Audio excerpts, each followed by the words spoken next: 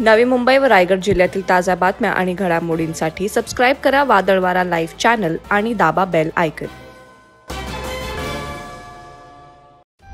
Mumbai Goa highway लगत माणगाव तालुक्यातील Huawei Diwali नदी शेजारी धरणाची वाडी हे गाव आहे।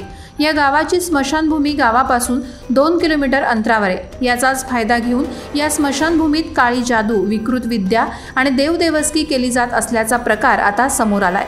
काळ्या जादूच्या या विकृत प्रकारांना अमावस्या, पौर्णिमा, रविवार, मंगळवार, शुक्रवार या दिवशी उधाण येत असल्याचं चित्र आहे। या स्मशानभूमीत नरबळीसारखा अनुचित आणि अघोरी प्रकार घडण्याची भीती धरणाची वाडीमधील नागरिकांनी व्यक्त केली आहे।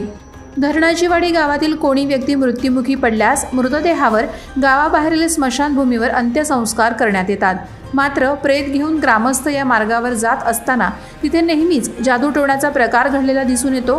गेले 3 ते 4 वर्ष हे प्रकार सतत घडत आहेत। स्मशानभूमीत तसंच तेथे जाण्याच्या मार्गावर ठिकठिकाणी नारळ, काळ्या बाहुल्या, चोळीचा खण, घुंगरू असलेली काठी, लिंबू, मडकी, टाचण्या, दारूच्या बाटल्या, पान, सुपारी, अबीर, गुलाल, शेंदूरपासून टोपलीत भरून ठेवलेलं अघोरी साहित्य आढळतं।